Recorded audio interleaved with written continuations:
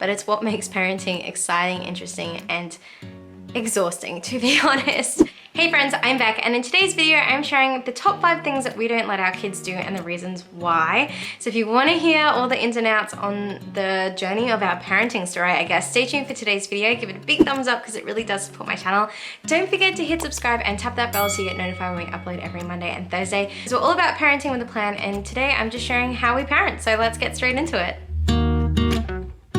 If this is our first time meeting, thank you so much for clicking on today's video. My name is Beck and I am currently a mum to 3, Amira, who is soon to be 5 years old, Zoe, who is soon to be a 3-year-old, and our baby boy, Phineas, who is nearly 8 months old. So I've got 2 girls and 1 boy, and I guess I'm still new to the parenting journey because I still have little ones. I am not talking about this from a teenager perspective at all. This is very much the early years and how we've had to adapt and change it to suit each child, and to also create ground rules that is going to cover all the kids and all their different personalities and kind of find that happy medium. That leads us to the first thing that we don't let our kids do, which is watch unlimited television or screen time, and we also don't let them pick the show.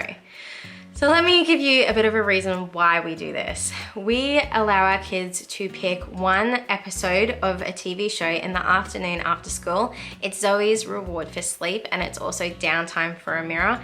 And then on the weekends, we have a family movie night. So my kids aren't getting no screen time, they're just getting limited screen time. And when I say that we pick what our kids watch and we don't allow them to do it, it's because we're actually giving them a choice. If you go onto Netflix, Stan, or whatever platform, even YouTube, there is content out there that is not age appropriate, even though it is in the children's category. So Mick and I sift through, and as a teacher, I look for educational things, and I know Michael really supports that. He likes the fact that if the kids are sitting down to watch something, that they are getting something out of it and it's not just mindless television. So we have a couple of TV shows that each of the kids like to watch, and they get the option of it. So the kids do watch each other's television shows, which can be a little bit tricky with Amira being 2 years older. She is definitely not into the baby TV shows like Sesame Street. However, Sesame Street is still fine for Amira's age group and she gets a lot out of it. We feel that having this sort of a rule that the kids don't get to just pick anything really does help protect them. Amira has a very vivid imagination, she has high recall, and so exposing her to anything and everything could be detrimental to her development. And even with our family movie nights, we have to research so hard to find a family movie that is going to suit the ages. Even something as simple as Turbo, which is a cartoon movie about snails. We didn't realize how horrific it was that the snails were getting picked off one at a time from the crows. And so little things like that, as adults, we don't think anything of it, but if you're watching it through a child's eyes, it can be really scary, and Zoe is super sensitive to scary things at the moment. We try and keep towards the ones that have minimal violence, really minimal evil characters.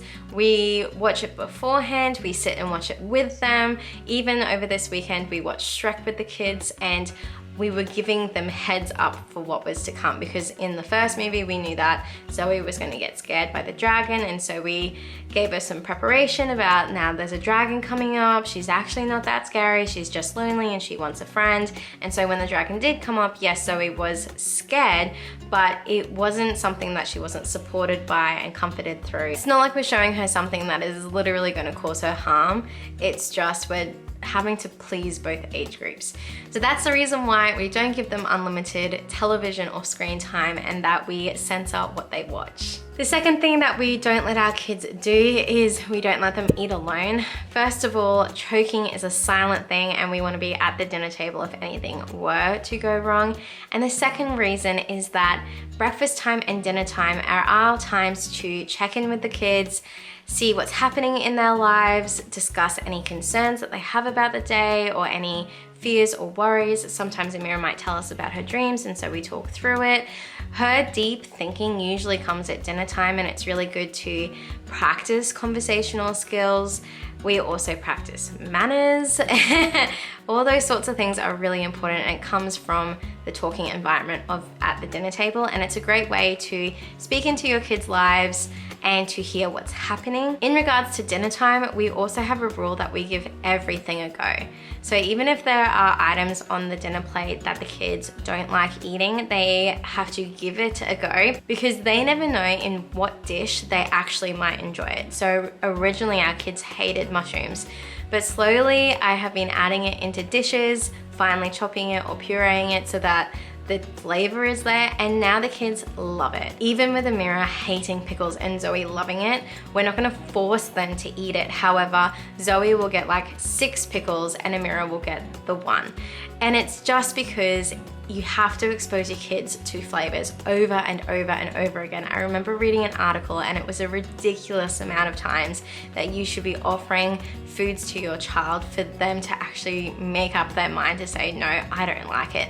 And you never know, they might just like a food in a different way. So instead of it being steamed, they might like it fried or oven baked or crumbed or shredded into a dish. So our rule in our family is that we always give things a go. So the kids don't eat alone, and whatever's on their plate, they need to at least give it a bite or to eat the 1 item of it. The third thing that we don't let our kids do is to be controlled by negative emotions. The early years, and with females in particular, we're yet to go through this with Finn, obviously being 8 months old, but Zoe and Amira, to their various degrees, are very emotional. And it's not saying that our kids are not allowed to have emotions, but it's what we do as parents to help them to identify their emotion, to work through their emotion. And in our family, we talk about bouncing back. So our kids can have a tantrum, that's fine, but they can't be controlled by it. It's not gonna last for half an hour over something. We talk through whatever's happening, we identify the emotion that they're feeling, we try and problem solve how can we get around it, and then we let them have some time to process it. We don't nag them, we don't antagonize them, we don't poke and prod in order to fuel that flame. We just give them some space, and then we move on. And once the kids have shown that they've turned their emotion around from a negative to a positive, we encourage them, we say well done for bouncing back, and we move on with the day. We don't ever focus on that negativity and dwell in it. The fourth thing that we don't let our kids do is to just be consumers and to have that selfish nature. This looks like messy playrooms, messy bedrooms, when you go over to someone's house and they trash it and just leave it.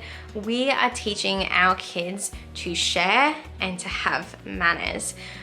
In this subcategory is the fact that our kids do not play in their bedrooms at all. Bedrooms are for sleeping, and we have a designated playroom that they can trash, but at the end of the day, they pack it up and they look after their toys. Just like when we go somewhere, when we've played there, we pack up our toys and we say thanks for having us.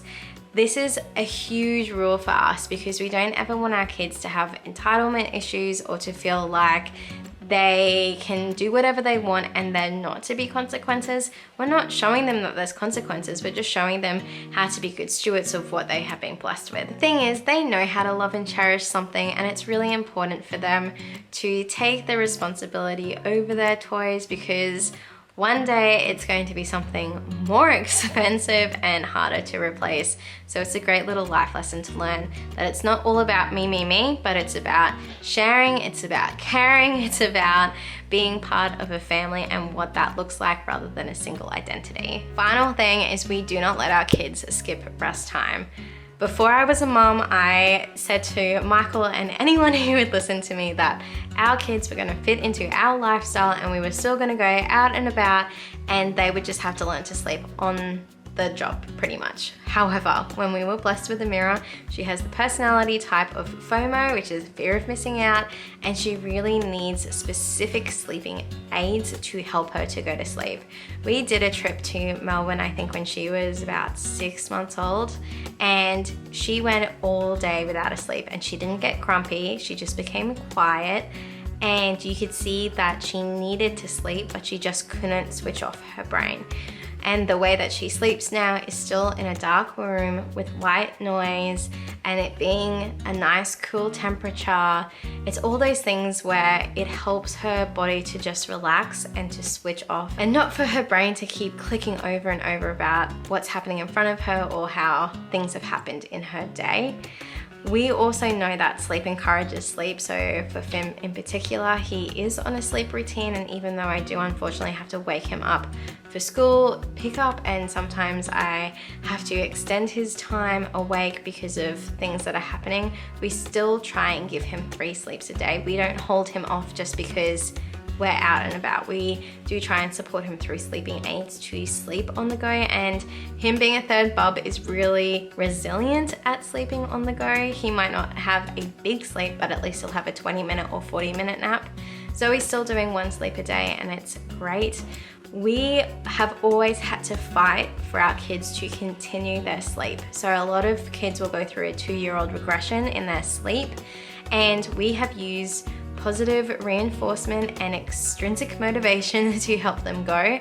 For both of the kids, it was a McDonald's soft serve. Originally, it was if they did 5 sleeps, so Monday to Friday, then we would go out on Friday afternoon and we would get a soft serve from McDonald's, and I had little sleep cards. I'm sure if you go back and watch one of my videos, there's a motivation one for Amira where we went out and she finally got to go to McDonald's, had a play, had our ice cream. So I've taken pictures of them fake sleeping, put it up on the wall.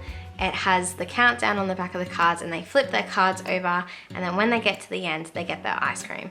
And like I said at the start, with the television, Zoe's choice of TV happens if she has a sleep.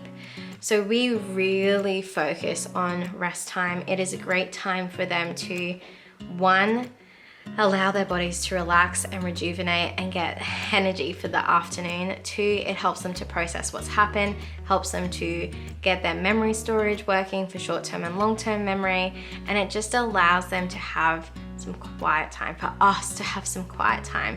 Even with Amira being at school on the weekend, because we get up and do swimming and acro for her on a Saturday morning, she is exhausted and still has a sleep on Saturday. However, Sunday, because it's a slower sort of pace day, she has an hour of rest, and then she'll have an hour of iPad time where she's doing educational games or educational TV show. We make it age appropriate for our different age groups, but in saying that, there is always rest time in our household. So those are 5 things that we don't do in the Rashidie household and the reasons why behind it. Like I said, this is 5 years of parenting and the journey and trying to meet and support the needs of our children. Every child is different. Every child is a blessing from God, and you really do need to think about what is best for them, because what worked for Amira doesn't work for Zoe and won't work for Phineas, or maybe Phineas and Amira are the same, and so it's all a bit of a juggling act, but it's what makes parenting exciting, interesting, and exhausting, to be honest.